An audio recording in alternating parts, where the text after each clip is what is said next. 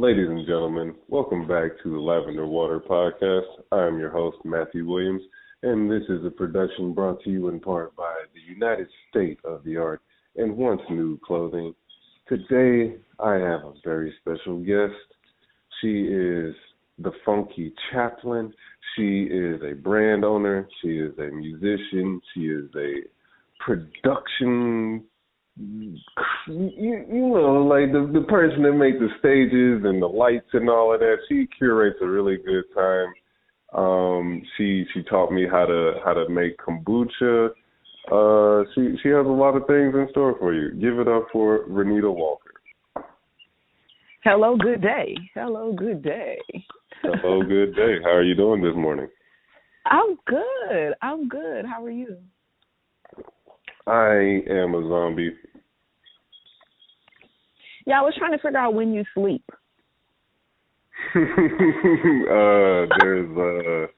That's a loaded question. Well, hopefully your lavender water is at least helping. Well, no, you're the person that energizes. Never mind.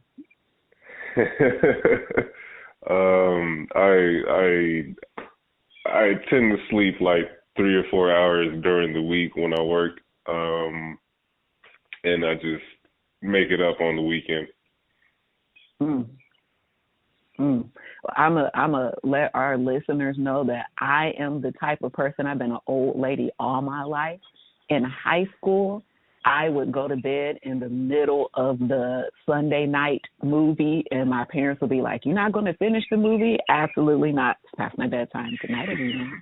So I have gone to bed early all of my life, not all of my adult life, all of my life. I was the person at the party on the corner of the couch, knocked, I'm out. Get out my and if I walked into the party spot and somebody was in my seat, everybody was like, "Hey, yeah, you gotta get up," because they know I'm gonna be right there asleep in a minute. I've been the pass out artist from time to time. A pass out artist, I love it. Usually it's through eating too much chocolate at a Halloween party or drinking too much. Yeah, no, it doesn't take any of that for me. I'm just going to sleep. This is my favorite pastime. Eating and sleeping, like those are the two things that I really enjoy. I mean, and I like all the other things that I'm doing, as far as building my brand. But to be honest with you, like if I can eat and sleep, life is going to be okay no matter what happens. For sure. And everybody always remember, rest is as important as work. You got to balance the two. When you see the Buddha meditating in the form of a statue, you don't see the movement, but understand that rest and movement are equally important. Truly. Last week, so I don't know where this our conversation is going necessarily, or I think we did have a plan, so I'm gonna say this and then I'm gonna let you state our plan. But we're in Mercury retrograde, and kind of my understanding of it is like it is kind of beckoning us to go with the flow, listen to whatever the flow, because my go with the flow may be different than yours, but last week it was just like chill, rest, don't do much of nothing. So I sat on my porch almost every day last week in the sun, and I just sat there for hours, and it was life-giving. I did not know I needed that. And so now I'm like, okay, well, let's go back to the porch. And so I'm sitting out here so everyone will hear the birds. Like, there's a lot of birds around my house, and you'll hear the birds and maybe a car or two and a woodpecker I hear trying to take a tree down. But, being outside is peaceful. For sure. This episode was recorded in May. You're probably hearing this now in August. We're time travelers. So I understand that you are a brand owner, you're a musician. Let the people in on Renew.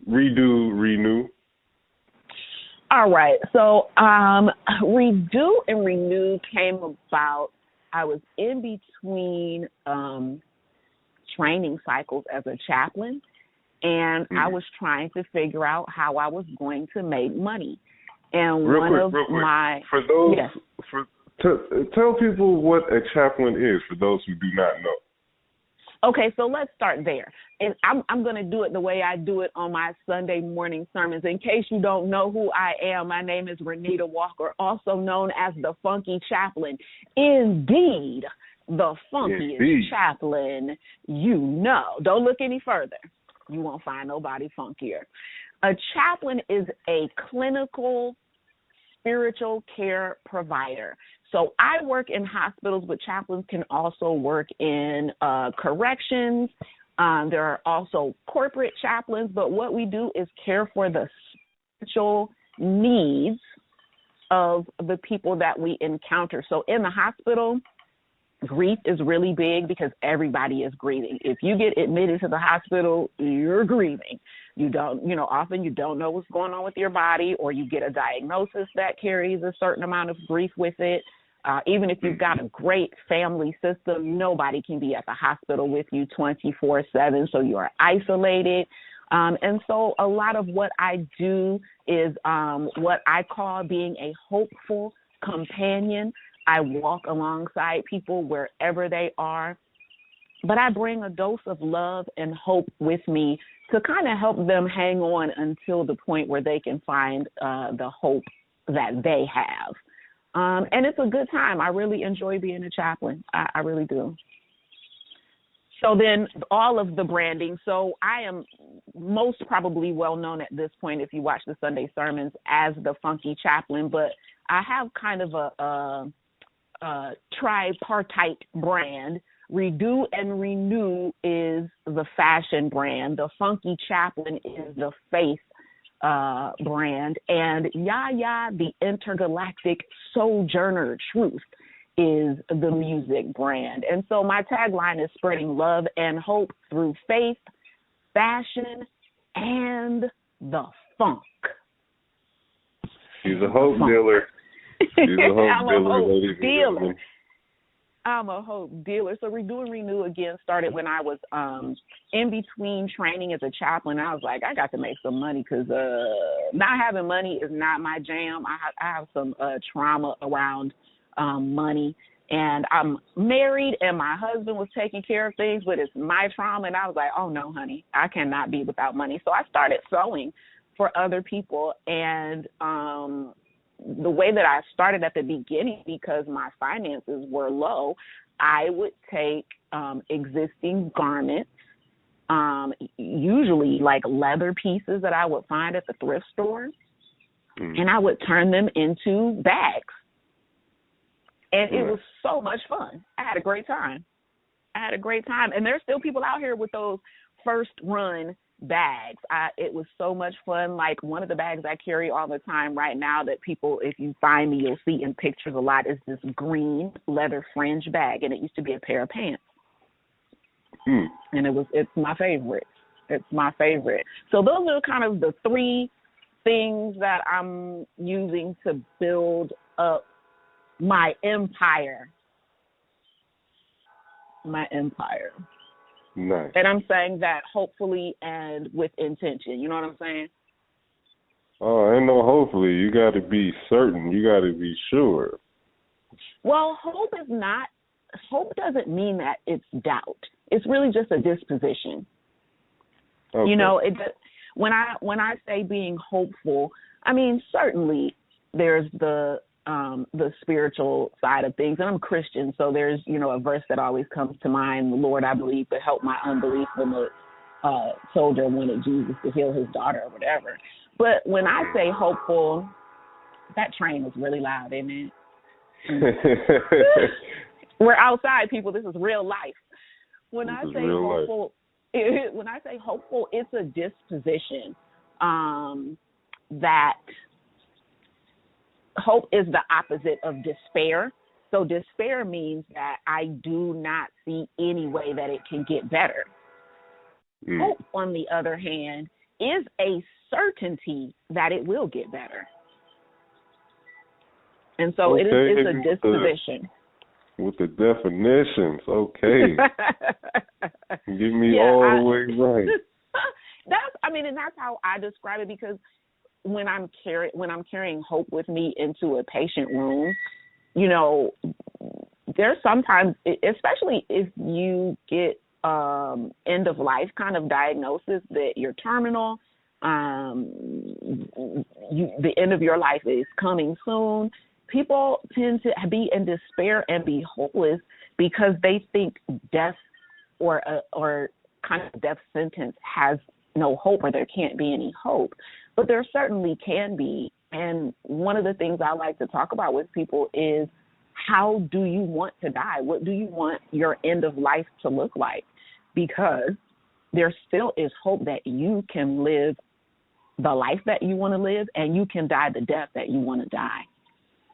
And often people don't talk about it or look at those things, but, you know, it's good to think about that before you get sick, before you get in the hospital. What do I want to happen with my death? I know after 12 years in the hospital, I don't want to die on machines. I don't want to die on a ventilator. I don't want to die plugged up to a whole bunch of machines. I don't want to die in a place where my family cannot be with me. So I have hope for a peaceful death, a certainty that I've thought about it, I've planned for it. I have, you know, a durable power of attorney to do the things that I want done if I'm unable to speak for myself. But, you know, that there can be hope in all things, even death. Well, that's beautiful. Well, thank you.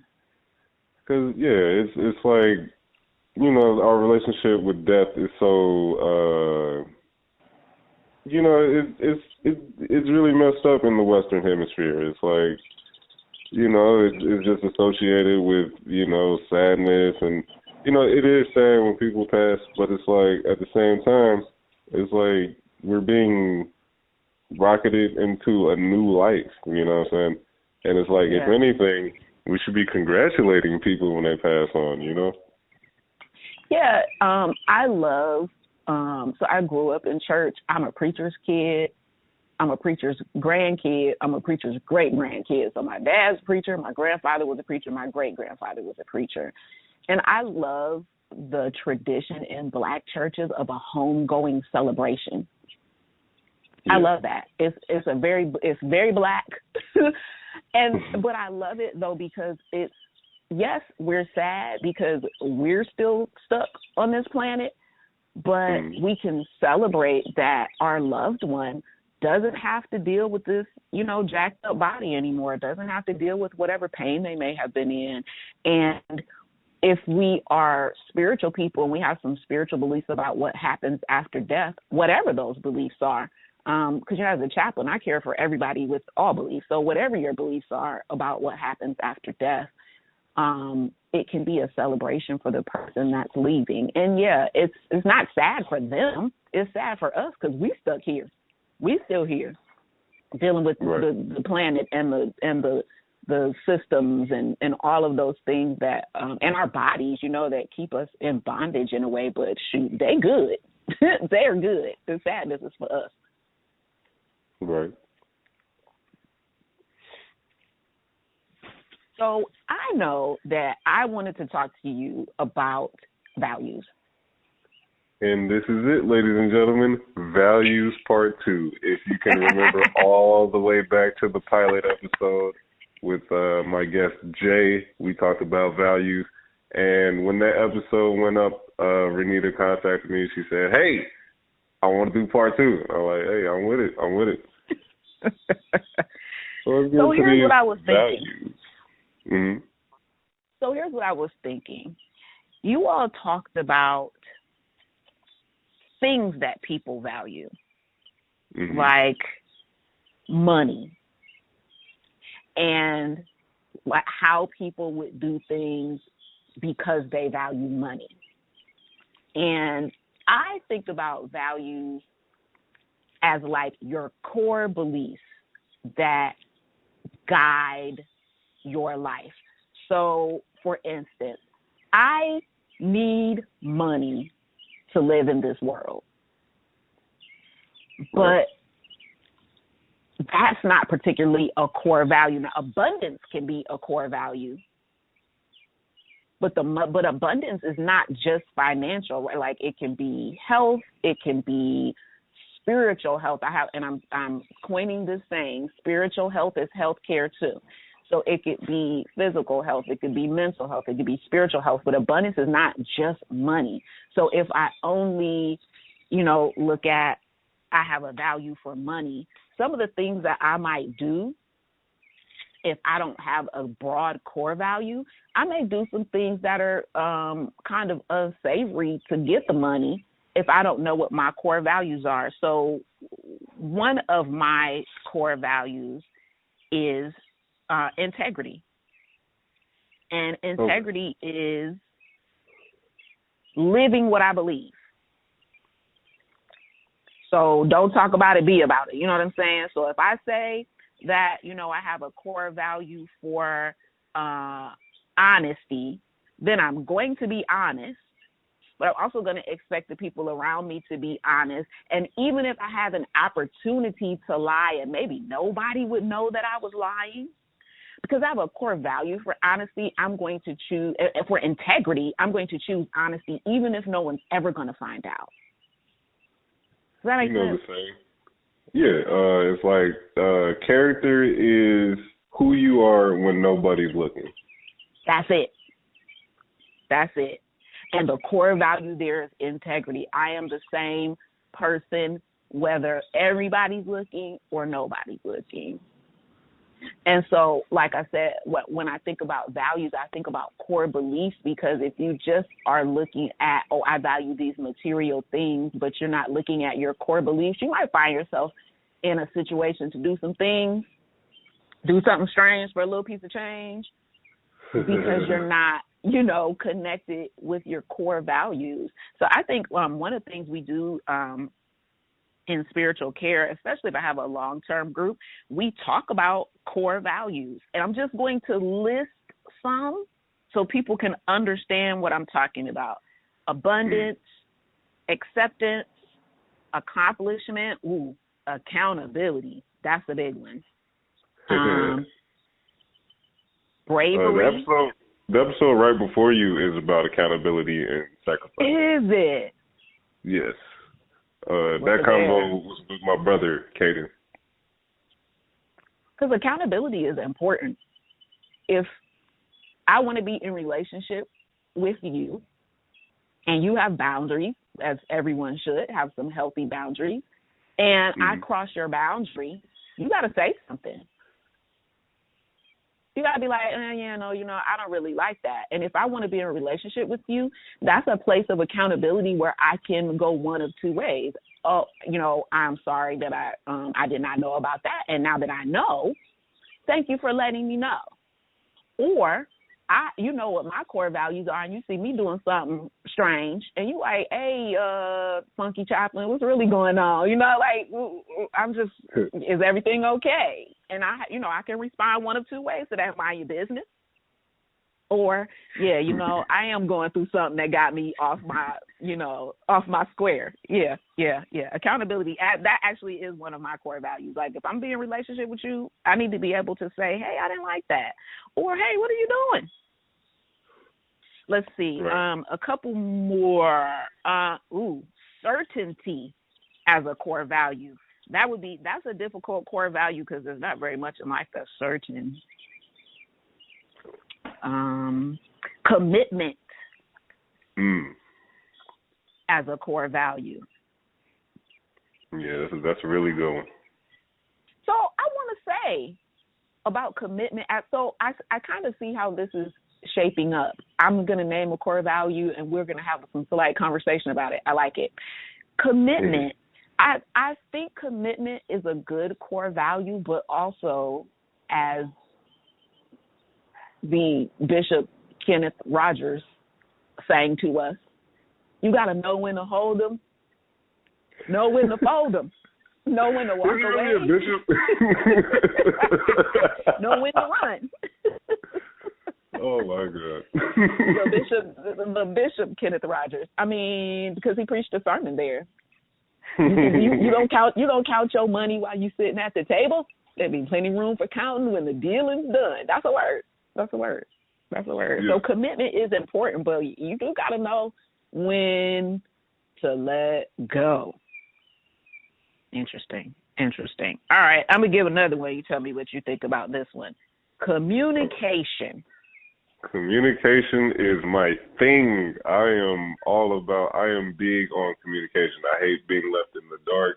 I hate when people swap plans without informing me while we're in the middle of the original plan, and then they're looking at me like, why are you still following the original plan? Because you never told me we switched. You know what I'm saying? Like, I'm a very, like, anyone that's ever done business with me, they know my communication, you know what I'm saying? I will hold you to what you say. Yeah, communication is one of my core values, and I get stuck in certain places because I have training in effective communication. So it can become an issue when I'm engaging with people who don't have clear communication, but they don't know it's unclear. They think they're saying something, and I think it's important to note that communication is a two-sided agreement, really. Like, I have to be saying a thing, but you also have to understand what I'm saying. Right. So one of the ways, I'm about to give away all the gems and goodies in this thing. One of the ways that, as a chaplain, I make sure that I'm communicating clearly is, one, I ask the person I'm talking to, what are you hearing? Because I've said a lot, but I don't know what you were hearing out of what I'm saying. What are you hearing? I ask that sometimes, like when I'm in a family meeting with a patient and a doctor has said all of these things, and the patient is looking kind of confused. So I'll say, well, what are you hearing? Because it doesn't matter if you think you're communicating clearly if the other person is not hearing it. So what are you hearing? The other thing is to say to the person that is communicating what you're hearing. Well, what I'm hearing is, and then that allows them to clarify, like, well, no, that's not what I meant. That's not what I meant to say. So I get in trouble sometimes when people say a thing and then later on they're like, I didn't say that. And I'm like, yeah, you did. I remember the way that my memory is set up. I remember all the words that you said because communication is so important to me. Those are the words that you said. Well, that's not what I meant. Okay, well, here's a good time to tell me what you meant because right now I'm going on what you said. Right. Yeah, that's I find myself in these situations too. But you kind of realize that not everybody is grown enough to talk. Like it's frustrating. But you know, because as a child they tell you use your words, and you know, for the most part, talking is the biggest form of communications that, you know, humans have between each other. So it's like, to me, speaking well and listening well have always been key because I thought that's how the world worked. But it's like, you know, I'll get done saying something and then someone will ask me what I just said, or, you know, or just go off of what they thought that I said or they made up in their mind, and now we're having a different conversation. Things like that. It's like, if I can't communicate well with someone, then we're not going to have a very long friendship. We're not. For sure we're not. And so I'm telling you, those two tools, what are you hearing? Here's what I'm hearing. Will help clarify your communication with other people, because a lot of times, like you said, people are going off whatever's in their brain that they think you said. And often we hear through, not often, all the time, we hear through our filters. So, you know, I have trauma in my background. So there's a certain way that trauma filters things. And sometimes I feel persecuted when that's not what the person was communicating, but because I'm triggered in a way, I'm feeling something that's not there. And so that's why it really, really is important to clarify with someone, okay, so here's what I'm hearing. And they could be like, oh, no, that's not at all what I said. That's what I said, but that ain't what I meant. Okay, well, choose some different words because that's what I'm hearing. That's what I'm hearing. Yeah, communication is definitely important. But you're right, though. Like, you grew up in a use your words place, but a lot of people grew up in a be quiet. Kids should be seen, not heard. So if you were never taught how to communicate because they wanted you to hush, who's teaching you that as an adult? Right. Nobody. You're in a deficit now. You're in a deficit now. All right, let's see. Okay. This one is a critical core value for me, empathy. That used to be one of my rap names. Really? Yeah, like when I was like 16. What made you choose it? So it's like my name starts with an M, you know, so my first like rap name with an M was Infamous, and it was Mphamous, and every time that people would look at the name, they would never know how to say it, so I was just like, all right, I'm gonna change it. Because people were like, Morpheus? Infamous? I don't know what this is. But, so it's like kind of going off of the Eminem formula. His name is Marshall, and then the M and M thing. Gotcha. So it's like the EM part. So it's like empathy is just, I just wanted people to feel me as much as I feel the world around me. You know what I'm saying? Yeah, man. Yeah, that's really where that was coming from. But then the streets were saying I was soft with a name like empathy, so then it ended up changing. Isn't that horrible, though, that empathy is seen as you being soft? Everything is seen as being soft in this world. That's awful. And, you know, what's crazy about that is that softness is seen as some kind of deficit. Right. That's awful. One of the ways, one of the things that helps me do my job, and when I tell you that I pretty much like can walk into any room and build rapport with any person, male, female, non-binary, Christian, Muslim, atheist, Jewish, Buddhist. I can talk to anybody and build rapport because of my empathy. It almost radiates from me in a world where everybody is hard or trying to be. Yeah. People appreciate softness when they're in difficult times. Like, they appreciate us. I call it being a soft place to land. Like, everybody needs that soft place to land.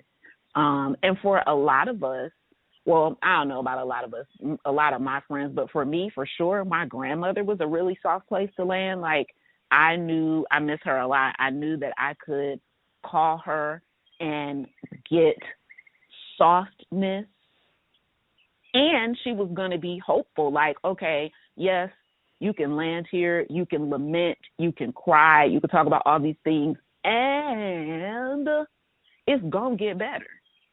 So I hate that empathy is seen, or not that it's seen as being soft, but that softness is a problem. Ain't nothing wrong with softness. Ain't nothing wrong with being soft. In a world where people are emotionally constipated, don't know how to express themselves, their emotions, their feelings, you know, we tend to like vilify anything that we don't understand or can't do, so to speak, or feel we can't do. Yeah. So it's like when you see someone that doesn't feel the need to put on a tough guy, it's like, oh, he's walking through with flowers in his ear. Oh, he's lame. But it's like, you wish you could put the flowers behind you. You wish you had the courage. You wish you had the courage to be who you are. Yeah, I mean, let's ride that train. Courage as a core value. You know, healing from some of the things that would cause us to think that empathy and softness are a deficit or are undesirable traits takes courage, like healing from our traumas. And if you Black and you grew up in this country, you got trauma. You've been traumatized. You have been traumatized. I talk about this all the time when I talk about trauma. I talked about it in May on my Sunday sermon, that trauma damages the brain. And there was a scientist that used to come and teach us from the Emory Yerkes primate lab, and he talked about how when they show the primates images of trauma, their brains are damaged. So think about if you, just in the last couple years, seeing people literally be murdered on social media. Yeah. Seeing them, you know what I mean? And so, like, all of the names, I can't even name all the names, but literally seeing them be murdered in real time. We're all traumatized. And if you're Black and you grew up anywhere in this country, you got some trauma. You got some trauma. And so having the courage to face that trauma down so that you are not afraid of your softness, so that you're not afraid of empathy, so that you're not afraid to care about other people, it's like, it saddens me that, and I don't want to call people cowards, but like, it's easy to stay the way that you are. Yes. But it takes courage to look at yourself and be like, you know what? I don't want to buy into this toxic masculinity that is literally killing our Black men every day. I don't want to buy into that any longer. It's okay if I'm soft. It's okay if I care. It's okay if I have hobbies that people don't like. And I love this Black men frolicking on TikTok right now. Yeah. It's amazing. I'm like, well, look at this. I love it. I love it. Yeah. Courage and empathy. Maybe it takes courage to be empathetic.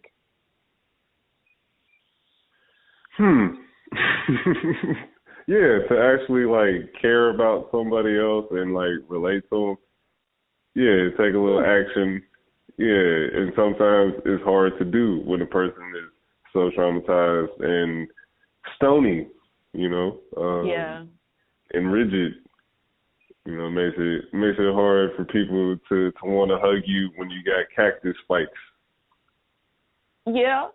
And listen, I certainly am not saying harm yourself to help someone else, because that's just poor boundaries.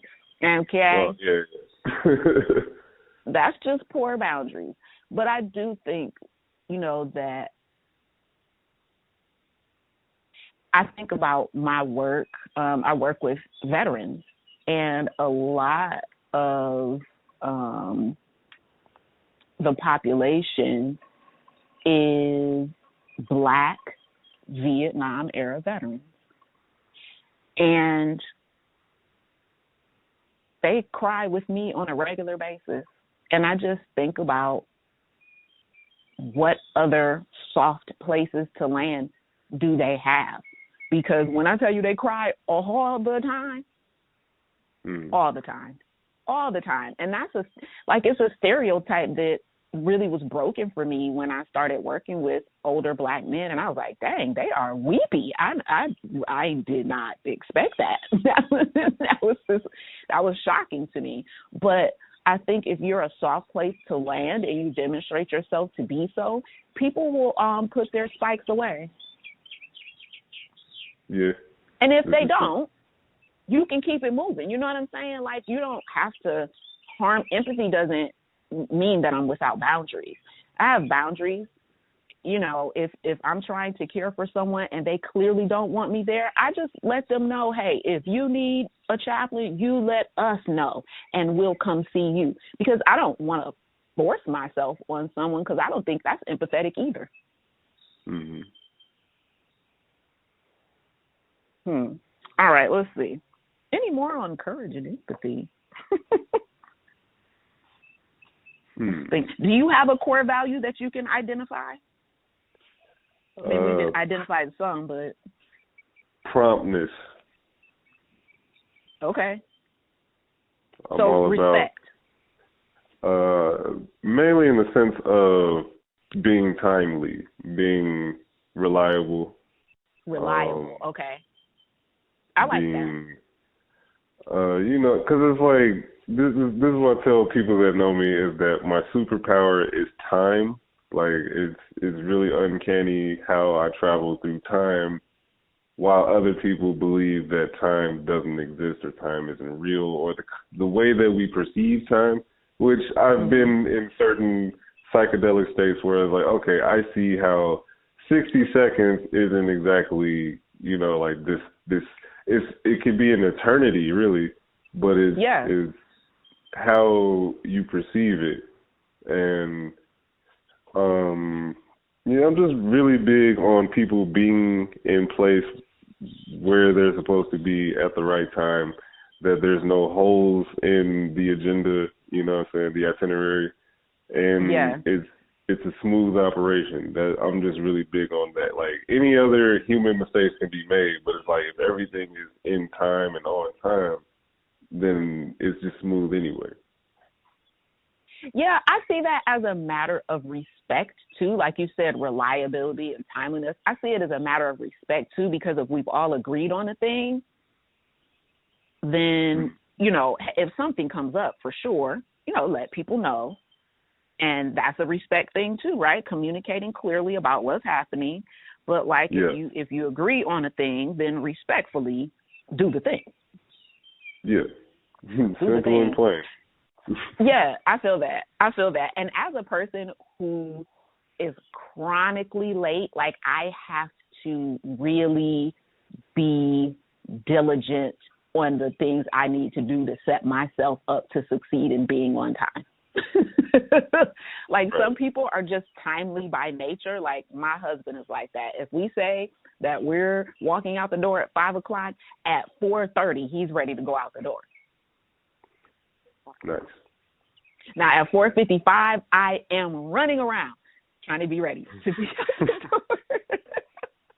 And I think I always, like, so as far as the thing about time being a bit of a construct, I misread time all the time. I always think 30 minutes is longer than it really is. And then when I'm in the middle of trying to do what I got to do, I'm like, dang, I should have started 2 hours ago. 30 minutes was not enough. But I really, have to work. To me, it's like, it's the emotion in the time, and then like what the activity is in that time. So to me, 30 minutes at work is like 5 years. But it's like, when I'm doing something that I enjoy, 30 minutes is like 5 minutes. You know what I'm saying? Yeah. But I had a little anecdote about this. Okay, so there was this time in 2019, me and my dad were going to go see Dave Chappelle downtown Atlanta at the Tabernacle. And we lived in Peachtree City, which is like about 40 minutes from downtown, and then it's, it's like a Friday night, or it's like a Friday or Saturday night going towards the city. So, Atlanta traffic, pretty congested. People don't know how to drive. But it was like, he never really told me when he wanted to leave. I think he was out like doing like Uber or Lyft or something. And then he came back and he was like, "Oh, you ain't ready yet?" And he was like, "Don't take me that long to get ready. Like, I'm ready right now. Like, by the time you ready, I would have already been ready." You know what I'm saying? So we get ready, and it's like he's big on being on time, but he's like chaotic, gotta be on time. I'm cool, smooth, like, hey, just make sure you're on time. He's like, we gotta go. What you gonna do? Kind of thing. So he's really panicking because he's the one driving downtown. And there's like a point in time when we get closer to the city, we're in like one of the suburbs, going towards downtown, and there's like a detour going on because there's like police activity in the street above or ahead. And we end up like going into this neighborhood that everyone else tried to go into to turn around. but there was no way out except for the way that you come in. So we're in heavy congestion inside of this little subdivision or whatever, and it's like, man, we might be late for this show. So it's like, by the time we get to downtown Park, as soon as we get out of the car, the line starts forming around us, walking, you know what I'm saying? Like, we're basically there super on time, on board, like everything's rolling. It's like, yo, that was pretty surreal. Like, you know, I'll pay more mind to the fact that Atlanta is crazy traffic wise, but other than that, that was like still smooth. Like, man, yeah. To me, it's just as long as you know what you're trying to do, it's not going to harm anybody. You're going to sail through it. You know what I'm saying? Like I read something in a book that like we are the consciousness, and if you really think about it, the consciousness has never taken a step. It has never moved. You know what I'm saying? If anything, it's kind of like the reality is forming around you. You're only perceiving it. You're not walking in it and navigating and interact, but it's passing around you. You're experiencing it, kind of thing. So it's like, to me, that's kind of like how you follow in the flow if you really just relax and think of yourself as like, like a rock floating down the stream or something, instead of an ice climber going up a mountain. Yeah, so it's funny that you say that because I am a fan of synchronicity. Yes. Like, if I look back over my conscious years, life has always happened the way that it needed to happen in the time that it needed to happen. And even, like, I'm working on a Yaya project with a couple folks, and it's just kind of like, okay, well, we'll go with the flow. Let's, work on a few more songs and see how that feels. I don't really like forcing things, because I just think if I'm creating this reality, like you're saying, that, and if I follow kind of the creative urges within me, it happens the way that it's supposed to happen. And I actually experience this all the time at the hospital when I'm at work. I usually I'm an undiagnosed, like, ADD type of personality. So if I don't do my work the same way every time, I forget things.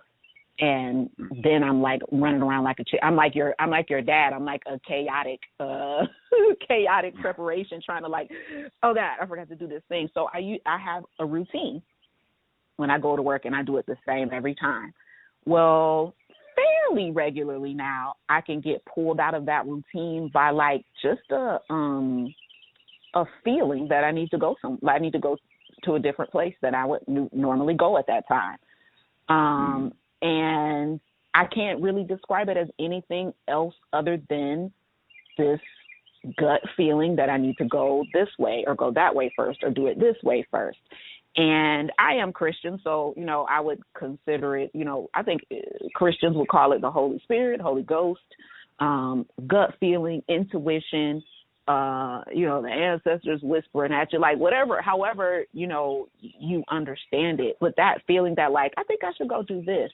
And every time that happens, I walk onto a unit, and one of the nurses is like, oh, good, they called you. And I'm like, nobody called me. She was like, oh, they didn't call you? I'm like, they didn't call me. And so now one of the nurses that I work weekends, so I see her most weekends, and she'll be like, you are always where you're supposed to be at the right time. She was like, we don't even have to call you, and somehow you know to come. I'm like, yeah, this synchronicity. I'm just following the unction, the gut feeling, the intuition, like, I think I should go this way. And it never fails me. So, like, synchronicity is a huge thing for me, that if I just relax, it doesn't mean I'm not doing any work, to meet my goals, or to create this life that I want. but it is trusting that as I work, things will happen the way they need to for my highest good. 1000%. And it's fun too. Yeah, it's fun too when it happens that way for me. I enjoy it. Yeah, it's always like you know, like when you like eat like, I don't know, say like a thing of cookies, and like two of them are like stuck together, and it's like, dang, I just scored. Like, yeah, like. Yes. Or you buying cookies out the vending machine and two fall out. Yes. Synchronicity. That was meant for me. Yeah, exactly. Oh, okay. So I have one that I think, from what I know about you and the time that we've known each other, I think you will rock with this one. Okay. Self-actualization as a core value.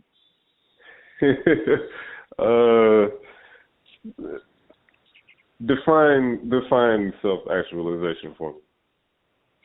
So the way that I see self-actualization, is in terms of the healing journey that you go on to be the you that you're created to be. Like, and I think that growing up in and living in, you know, a capitalist system, and you got, you know, toxic masculinity and misogyny and all these things that kind of and, you know, we've got our parents that were imperfect and had their own traumas that kind of push you to be who you need to be to survive, or who you need to be to live in this system. And sometimes that is not our true self. You know what I mean? Like, it's who I need to be. I need to hide. Like when we were talking about empathy, I need to hide that. I need to hide my softness. I need to, you know, because if I'm going to survive in some neighborhoods, I better not look soft. I better not look like I care too much. I better not, you know, look like I have all this empathy for everybody, because people take advantage of that. And so sometimes I think, you know, and I've done it, hide my true self, dim my light a little bit so that everybody doesn't see that, so it doesn't attract anything. And I think self-actualization is that process of returning home, returning to who I am, who I was created to be. And again, it don't mean I got no boundaries. I got boundaries. I'm not going to let you take advantage of my light just because you see it. But being comfortable in who I am and who I was created to be and how bright I'm supposed to shine. That's how I see self-actualization. Yeah, I respect it. Today's podcast is really is really giving me a good reading on myself. I hope everyone is feeling the vibe. For sure that I felt like I had to become so much in this world to be seen a certain way, to be accepted a certain way, and it didn't work. So now a lot of my life right now is unlearning the things that I dedicated myself to learning that didn't serve me. So like every quality I felt I had to adopt to be a rap artist, right, is misogyny, alcohol problems, addiction problems, spending all the money, looking flashy, you know, thinking that if I spent my money on expensive clothes, you know what I'm saying, that it would make people like me or attract more people to me. And it's like, yeah, no one cares that you spent all your money on clothes. And now no one cares that you're hungry. Right. I mean, literally. Okay. Literally. Wow. So, yeah, definitely. So I'm curious about then, like, the music that I see from you now that is really like, you know, sex ed, set to catchy beats. Is that tell me about it. So in the beginning, it started out as a joke for anyone interested in the music. The artist name is Matt Sexways, Matte Sexways, And it started out as a joke because, so like 2015, I came back from California. I had a friend, I was hanging out with him, and we were watching YouTube, and we saw this video about this artist, Hobson, who's typically like a really super duper lyrical rapper.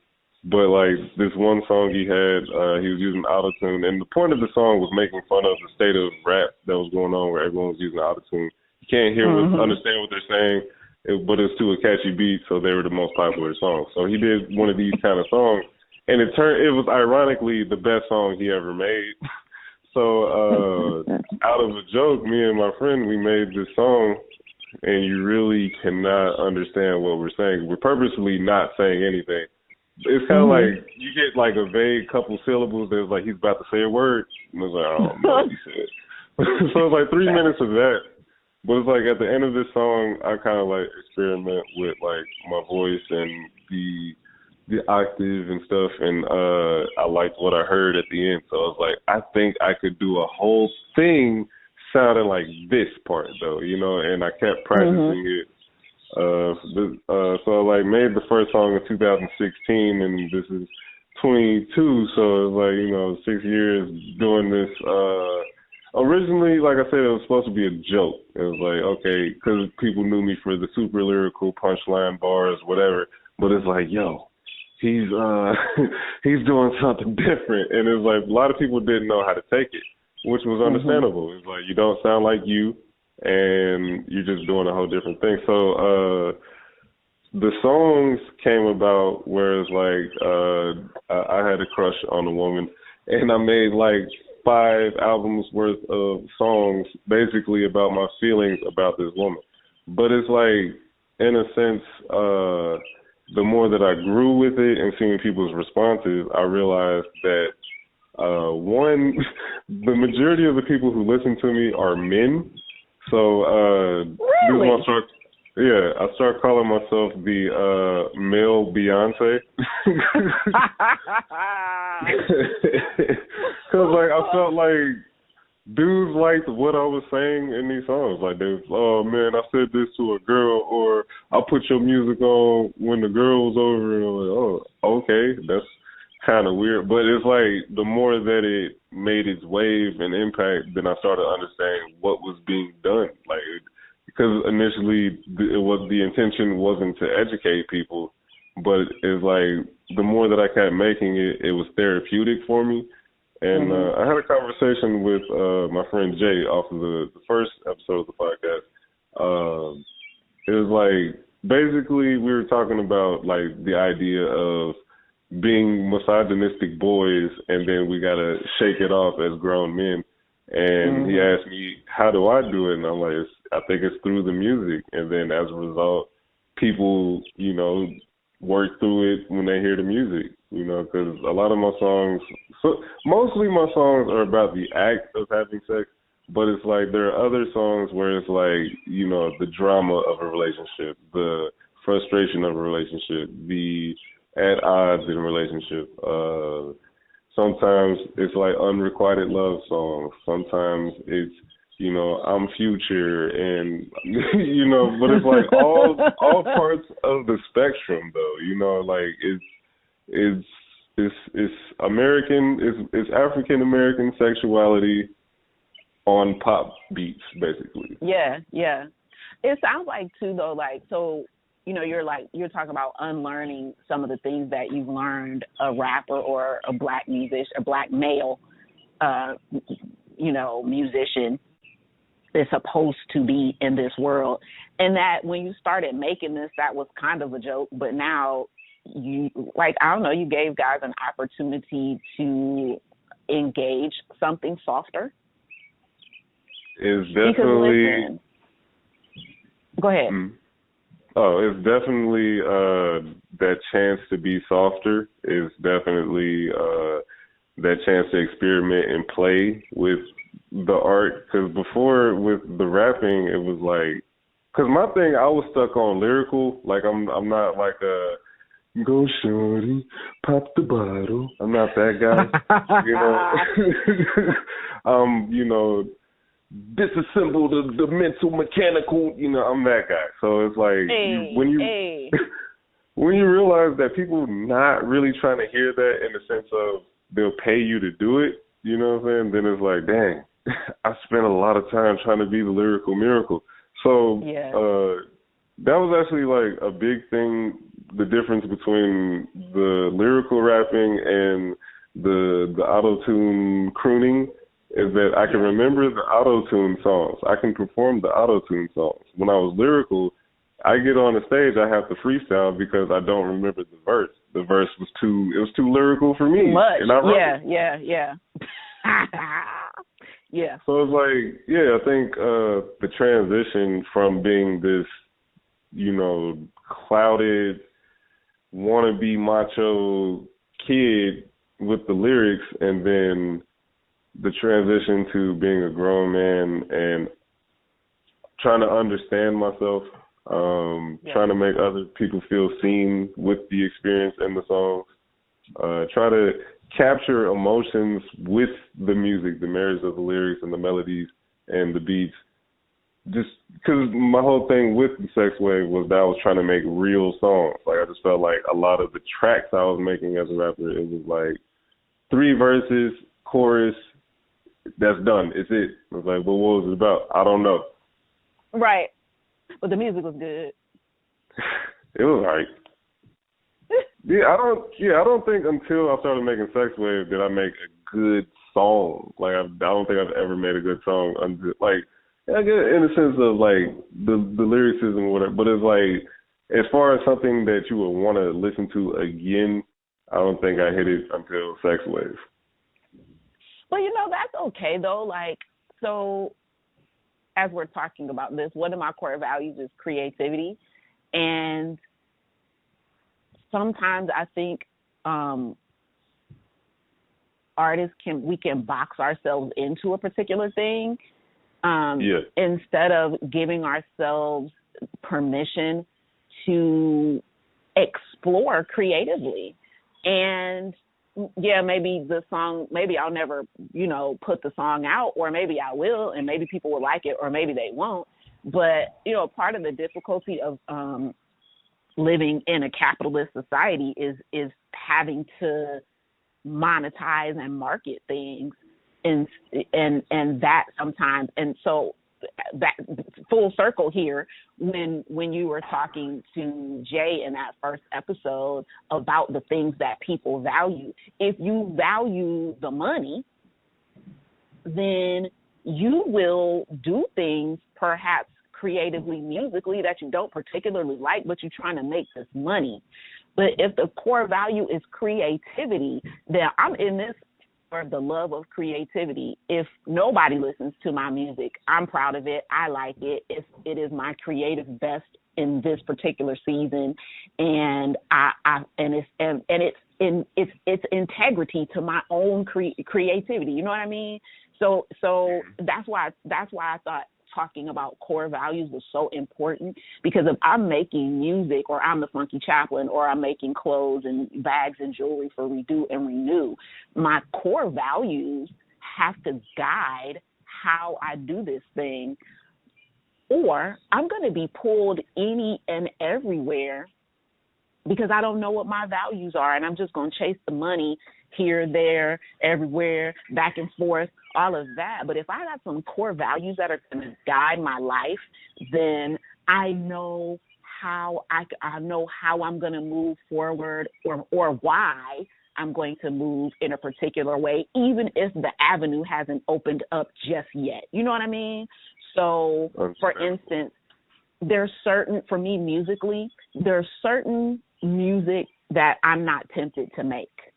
Like, and I want to say off rip that I make these statements without judgment to how other people's creativity comes out of them. But there's just certain music I'm not making because it doesn't match my core values. So some of my core values, empathy, respect. We talked about them, communication, education, self-actualization. And so you are not likely to see me on the top of a car with a blunt and a bottle of anything shaking my tail in a video. That's just not that doesn't match my core values. It really doesn't.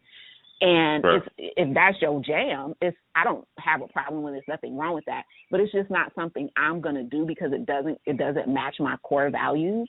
And like, I'm going to educate, whether I'm educating in music or the Funky Chaplain, and there's nothing educational about that for me. And so it doesn't match. And so if someone comes along and offers me that, I'm not really tempted by it. And especially, you know, like the whole conversation is coming together now as I think about synchronicity, you know, everything that comes my way is not for me.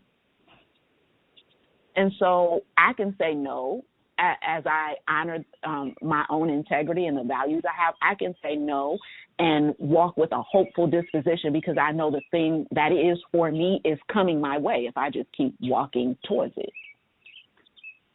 Yes, indeed. There's a lot of power in being able to say no. And because we're hitting the hour mark, which, by the way, this is a record for the Lavender Water Podcast, we've come close. But we have crossed it, ladies and gentlemen. But make it air horn.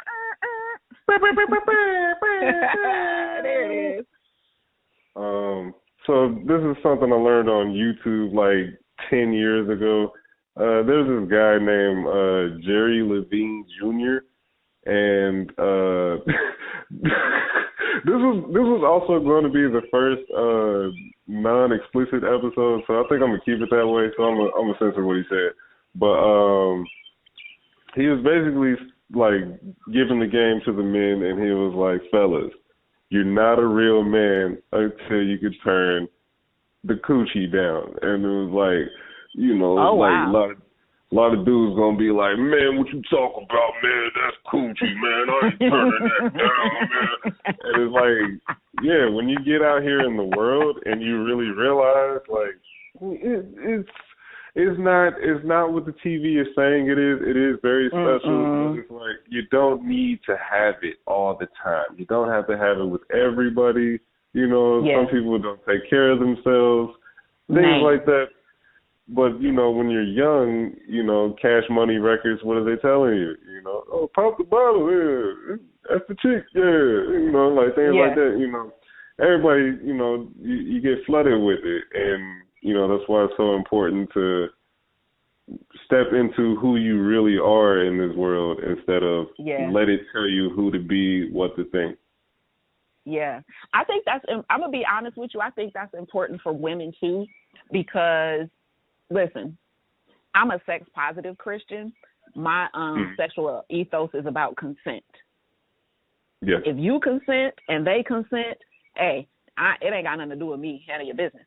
You love, they love. Hey, how does that have anything to do with me? But I will say that I went through this period of celibacy before I met my husband, 5 years. Because before that, when I tell you that I was just having sex with anybody, and I was like, sis, get it together. Like, it's and then it's not just the act of having sex with anybody, but the one dude was a stalker. The other dude was calling me from jail. The other dude, I was like, okay, whoo, you need to get it together, man, because your chooser is off, and you need to figure that out before you continue having sex with people. And sometimes the ability to evaluate, is this even a person I even want to give that kind of energy to, is super important. Now, if you are just trying to get your rocks off, it's a one-time situation, or you just need, because I had some buddies, you know what I'm saying? And when I was single, I did. I had some buddies. It was a cool situation. One time I overplayed my position with the one buddy and showed up at his house unannounced and forgot like what it really was, and there was another chick over there, and I was like, my bad, son. I am so sorry. I did not call. I did not call before I came, and that's my bad. Excuse me. It will never happen again. But like, you gotta like play your position, know your position. But yeah, it's if you are an adult person who is having sex with every piece of genitalia that is thrown at you, evaluate your situation. Mm-hmm. Evaluate your situation, because something is going on that you are not discerning who and where, and especially in this day and age, and in the Atlanta area, where the HIV rate and the AIDS rate is crazy high. Yeah, you better evaluate and protect yourselves, people.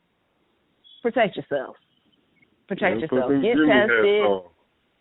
Man, please wrap it up. Wasn't there like a rap campaign about that a little while ago?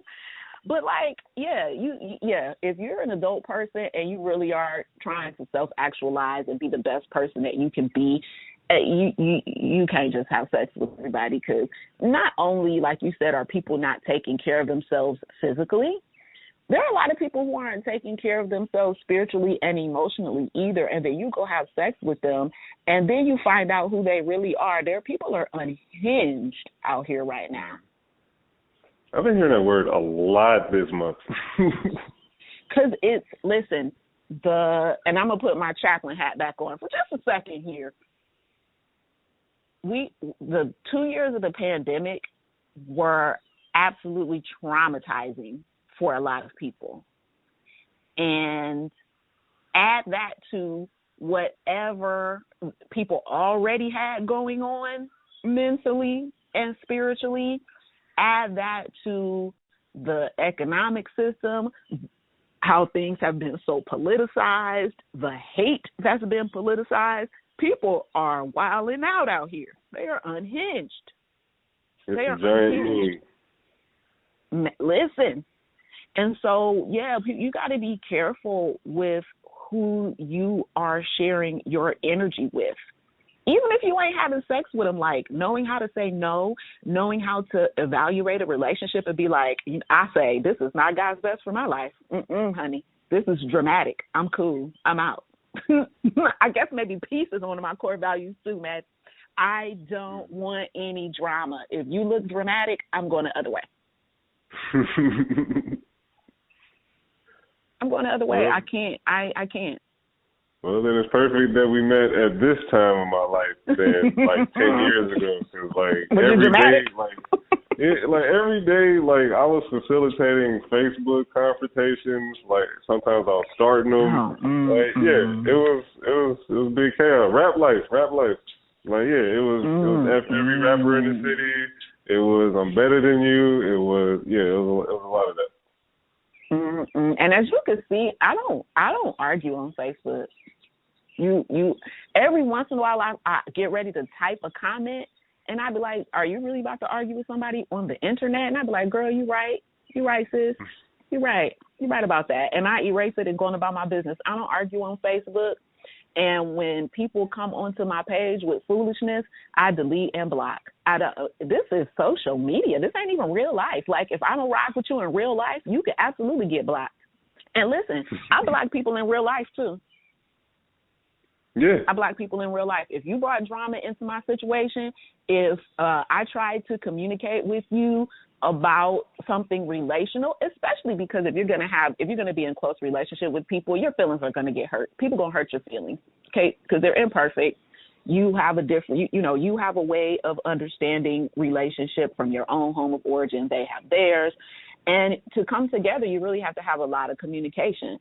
So if I'm not going to say unfortunately, because confrontation is a part of life. It's got a kind of a negative connotation, but it doesn't have to. If we're in a relationship and your behavior is impacting me negatively, I'm going to say something. And if you're mature enough for us to have a conversation about boundaries and how to move forward, then we will move forward. If you're not, and you can't take responsibility for your pieces, then I'll block you and go on with the rest of my life. To the left. Listen, in a minute, okay, find another one. I'm not like, and that's, I have to credit my husband with a lot of my growth in that area, Because when we first got married, I come from a family where my mom was a yeller, yelling, screaming, and fairly physically violent as well. And as I got older, I understood her trauma. Her father was physically violent in the home, and so there was a lot of people. Ain't it the truth? And so there was a lot of that. And so we got married, and I've got other traumas as well. And we got married, and my husband and I, our first big disagreement. And when I tell you I was getting ready to turn up, because ain't that how we saw things? Don't we turn up and fight? Like, that's how we got it done in our household. And my husband was like, I don't do that. And I was like, what do you mean? He was like, I don't, that yelling, that screaming, that. He was like, I don't do that. If we can't have a conversation at a normal level, then we'll have to come back to it, because I don't do that. And I had the opportunity to, and this is how I think change happens in relationships. So I had an opportunity to remain in relationship with him and learn how to disagree respectfully, peacefully. And so now that it is a part of my normal way of living. It was uncomfortable back then, but now it's just normal, where like, I'm not arguing with you, I'm not fighting with you. We can discuss our differences. And I mean, other than that, and social media, social media is weird. Like, I put a status up that you have a love-hate relationship with it. Like, I love seeing people's lives. I love seeing their milestones. I love seeing folks' kids, graduate, go to prom, and all that stuff. But then, like, people get weird on social media and engage in ways that they would not engage with you if they was face-to-face. Right. It's strange. I got 1 billion of those stories, but that's for another time. So I think this is where we should cap it off. All right. Any final words from the Funky Chaplain? Yes. People can look online. You can look for personal values or core values, and really take some time to do what we call a values inventory. But look at all of the words that you can find, and really look at the values that are very important for you. Start with 20, go down to 15, 10, narrow them down, and find out what values are core values for you, so that you can use them to guide your life and guide your decisions, and you can be in integrity with your core beliefs. And it makes life so much easier and much more peaceful to live when you are in touch with your core values and you can live according to them. Absolutely. It's all about standards and boundaries. And if you ain't got none, you up out of there. But ladies and gentlemen, that was Renita Walker. I am your host, Matthew Williams. This was the Lavender Water Podcast. And you're welcome again anytime, Renita. Well, thank you. I'm happy to come back. All right. We'll see you again. And y'all have a good weekend out there. Peace.